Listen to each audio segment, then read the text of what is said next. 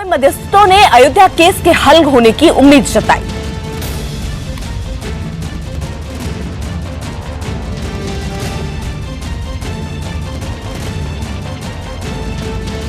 Mister Ravishankar को supreme court ने अपने फैसले में मीडिएटर का उनका अपॉइंटमेंट किया है। अब जब हाई कोर्ट के civil procedure mediation rules 6 subsection C ये कह रहा है, तो मैं आप तमाम को याद दिलाना चाह रहा हूं 4 नवंबर 2018 को जिसको सुप्रीम कोर्ट ने मीडिएटर बनाया है, उनका स्टेटमेंट ऑन रिकॉर्ड है। और वो स्टेटमेंट क्या है कि अगर मुसलमान अपने इस क्लेम को अयोध्या पर नहीं छोड़ेंगे तो हिंदुस्तान सीरिया बन जाएगा। ये इनका स्टेटमेंट है। और उन्होंने ये भी कहा कि मुसलमान एज ए गुडविल गेस्चर इसको छोड़ दें। तो जब इनका कनेक्शन सब्जेक्ट मैटर से है, इन्होंने अपना पूरा पोजीशन साफ कर दिया है कि वो किस पार्टी के ताइद में है। देखिए, ना सिर्फ सब्जेक्ट मैटर से इनका ताल्लुक है बल्कि इनका पार्टी से भी ताल्लुक है। तो ये रिग्रेटेबल है कि एक ऐसे शख्स को सुप्रीम कोर्ट ने मीडिएटर अपॉइंट किया है जो न्यूट्रल मीडिएटर नहीं है। हमारे साथ एहतशाम खान हमारे सुप्रीम कोर्ट के बाहर से हमारे सहयोगी इस वक्त जुड़ चुके हैं। अनुराग ढांडा दिल्ली से वो हमारे साथ जुड़ चुके हैं और साथ साथ इकबाल अंसारी जो मुस्लिम पक्षकार है वो हमारे साथ जुड़ चुके हैं। सबसे पहले मैं इकबाल अंसारी के पास जाना चाहूंगी। इकबाल अंसारी, जरा बताइए, क्योंकि अभी ओवैसी को आपने सुना, वो श्री रविशंकर पर सवाल उठा रहे हैं, आपका क्या मानना है? देखिए, ओवैसी जी नहीं उठा रहे हैं, हमारे अयोध्या के भी लोग जो है, अयोध्या के भी साधु संत को आप लोग देखा होगा, वो भी नाराज हैं। हम तो चाहते हैं कि ये मसला सुप्रीम कोर्ट का है, हम कोर्ट का सम्मान करते हैं और ये पैनल कोर्ट का ही है। तो यहाँ अयोध्या के लोगों को भी होना चाहिए। अयोध्या में बहुत से साधु संत हैं, हिंदू मुसलमान सारे लोग हैं। हमें अगर कोई इतराज है इस बात का जो है, तो अयोध्या के लोगों को भी होना चाहिए, क्योंकि सुलह की मुहिम अयोध्या के लोगों ने ही चलाई थी। तो अयोध्या के लोगों को भी होना चाहिए, क्योंकि ये मसला हिंदुस्तान का है, पूरा हिंदुस्तान इसमें उलझा हुआ है।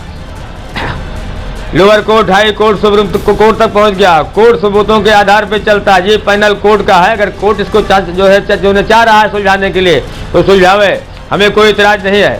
पैनल आवे, जो है अपनी बात रखे। लेकिन आपको नहीं लगता इकबाल अंसारी, एक बार मौका देने की जरूरत है? क्योंकि कोर्ट ने अगर पहल की है तो उसका सम्मान करते हुए एक बार मौका तो देना चाहिए। और श्री रविशंकर पहले इस चीज में इन्वॉल्व रहे हैं, तो उन्हें थोड़ा अंदाजा भी होगा कि कैसे चीजों को जल्दी से हल किया जा सकता है। देखिए, हम तो जो है किसी का विरोध नहीं करते, हम तो सब, हमारी तो इतनी सी ही बात की जो है कि हम चाहते हैं कि अयोध्या के लोगों को भी शामिल किया जाए। लेकिन अगर कोर्ट का फैसला है तो सारे पहलुओं को ध्यान में रख के कोर्ट ने फैसला सुनाया होगा ना। कोर्ट अपना काम करे, हम उसका कोर्ट का विरोध नहीं करते, क्योंकि ये पैनल कोर्ट का है कि ये काम सरकार का है। मैं किसी का विरोध नहीं करता। मैं इतना ही चाहता हूं कि अयोध्या के लोगों को भी शामिल किया जाए, हमारा इतना ही मकसद है, क्योंकि ये बहुत अहम फैसला हिंदुस्तान का है। इससे सारे लोगों की निगाहें जो है राम जन्मभूमि और बाबरी मस्जिद पे है। हम ये चाहते हैं कि अयोध्या में ये ऐसा फैसला होना चाहिए कि जिससे पूरे देश में अमन और चैन रहे। हम यही चाहते हैं। हम जो है राजनीति नहीं करते, हम ये चाहते हैं कि जो भी फैसला हो वो अमन और सुकून के साथ होना चाहिए, ये सबको मान्य भी होना चाहिए। लेकिन इकबाल अंसारी, इसमें केवल सिर्फ और सिर्फ श्री रविशंकर ही शामिल नहीं है, 2 लोग और हैं। तो कुछ मतलब केवल ऐसा नहीं है श्री रविशंकर के ही कहने से कुछ हो जाएगा। 3 वहाँ पे एक पूर्व जज भी हैं, सबकी आम सहमति बनेगी, सारे पक्षों से बातचीत होगी, तो हो सकता है कुछ अच्छा रास्ता निकल आए। नहीं, हम उसका विरोध थोड़ी ना कर रहे हैं, हम उसका विरोध नहीं करते। हम ये चाहते हैं कि हमारा केवल इतना ही मकसद है कि अयोध्या के लोगों को भी इसमें रखा जाए। लेकिन अभी जो हो रहा है उसको तो होने दीजिए ना। अयोध्या के लोगों ने ही चलाए थे, तो करें, हमें कोई इतराज नहीं। हमें सरकार के कोई काम पर कोई इतराज नहीं। हम तो बार कोई एतराज नहीं है ना, फिर होने दीजिए मध्यस्थता की पहल जो हो रही है। हमें कोई इतराज नहीं है, करें, हाँ पहल करें, हमें कोई इतराज नहीं है, बातचीत होना चाहिए। ठीक है। एहतशाम, जिस तरीके के जैसे सुर निकल रहे हैं, क्योंकि कुछ साधु संत भी हैं, इकबाल अंसारी तरीके लोग भी हैं जो ये कह रहे हैं कि श्री रविशंकर इसमें नहीं होने चाहिए, तो क्या कोर्ट इन पहलुओं पर अब ध्यान दे सकती है क्या? देखिए पैनल जो अपॉइंट हो चुका है, अब उस पर दोबारा से विचार हो इसकी गुंजाइश बहुत कम लगती है, जब तक कि कोई पार्टी खुद अपोज करके स्पेसिफिक रीज़न ना बताए कि इस वजह से इनको इसमें नहीं होना चाहिए। जहां तक मुस्लिम पार्टीज़ का सवाल है, जो ऑब्जेक्शन अभी ओवैसी साहब की तरफ से आ रहा है, तो हमने मुस्लिम पार्टीज़ के जो वकील हैं उनसे भी खास तौर पे ये सवाल पूछा, तो उन्होंने कहा ये ज़रूर है कि श्री रविशंकर ने जो इससे पहले अपने बयान दिए हैं बड़े विवादास्पद थे, लेकिन अब वो उस वक्त एक प्राइवेट पार्टी के तौर पे थे, लेकिन अब चूंकि सुप्रीम कोर्ट की नज़र उन पर है और पूरा एक पैनल है, वो अकेले नहीं है, तो उनको पूरा भरोसा है मुस्लिम पार्टीज़ को कि अगर मीडिएशन होता है तो जो भी होगा वो दोनों के हक में होगा, ऐसा लोगों का मानना है। जी अनुराग, क्योंकि अगर सुप्रीम कोर्ट ने फैसला लिया, क्योंकि सुप्रीम कोर्ट ने ये कहा था कि आप जो है नाम सजेस्ट कीजिए कि कौन से नाम मध्यस्थों में लिए जा सकते हैं, ये सारे पक्षों से कहा गया होगा, तो ये नाम कहीं ना कहीं उन्हीं के माध्यम से पहुंचे होंगे।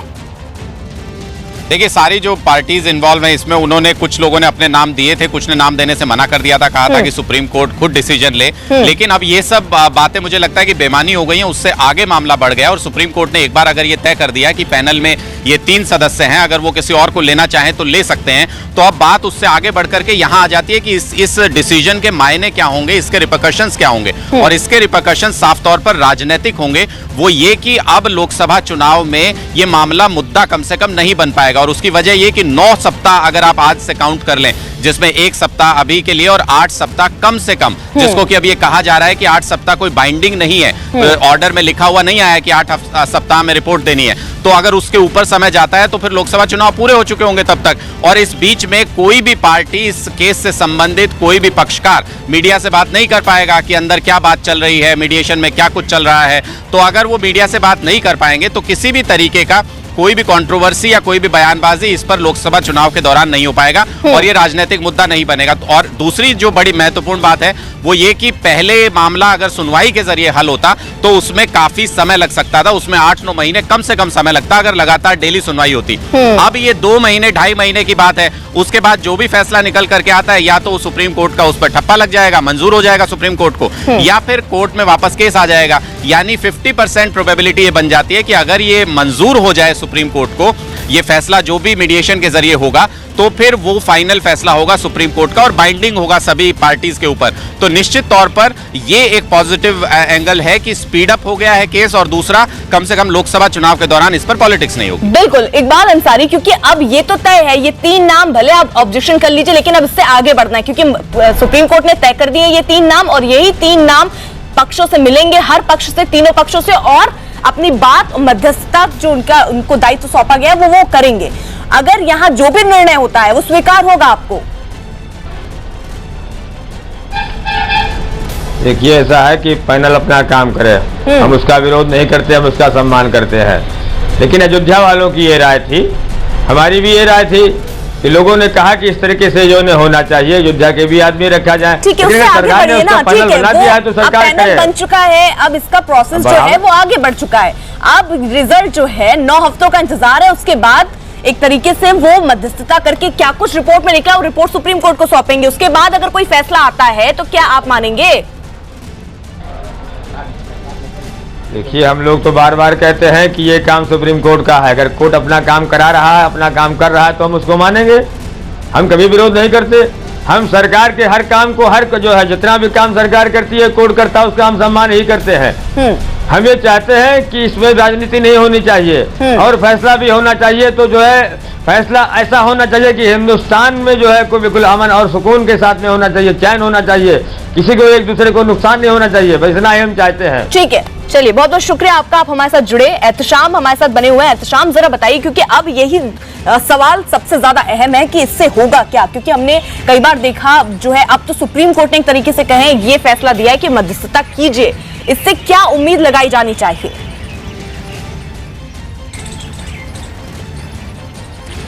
देखिए एक ऑप्शन है, क्या ये बिल्कुल ही फेल हो जाएगा या फिर इस पे कोई फॉर्मूला निकल आएगा, ये कहना बहुत जल्दबाजी होगी। सुप्रीम कोर्ट ने भी जब इस मामले की शुरुआत की थी और सजेशन दिया था तो उन्होंने कहा था 1% चांस, अगर 1% भी चांस है तो उसकी कोशिश करें। तो अभी जिस तरह से अलग अलग सुर आ रहे हैं, हो सकता है कि मीडिएशन ना हो, लेकिन चूंकि ये इतना बड़ा मामला है, पूरे देश को इफेक्ट कर रहा है, तो कोशिश की जा रही है अगर 2 पार्टीज, कम से 3 में से 2 पार्टीज तो कम से कम ऐसे हैं जो टेबल पे आने के लिए तैयार हैं। अगर कोई पॉजिटिव रिजल्ट आता है, इसमें कोई फॉर्मूला निकल आता है तो अच्छी बात होगी। अभी से कयास लगाना बहुत जल्दबाजी होगी। बिल्कुल, अभी से कयास लगाना जल्दबाजी होगी अनुराग, क्योंकि अब हमने देखा कि पिछली बार जितने बार टेबल पे बैठे हैं समझौता करने के लिए, मध्यस्थता के लिए लोग पहुंचे, मनाने और रूठने का काम जो हुआ, लेकिन हमने देखा कि हर पक्ष के पीछे कोई ना कोई राजनीतिक दल रहा जिसने उन्हें पीछे खींचने के लिए पूरी पुरजोर कोशिश कर दी। यानी कुछ राजनीतिक दल ऐसे हैं जो इस पूरे मुद्दे को मुद्दा बनाए रखना चाहते हैं, लेकिन अब सुप्रीम कोर्ट ने यह साफ कर दिया है कि इस पर कोई भी रिपोर्टिंग नहीं होगी।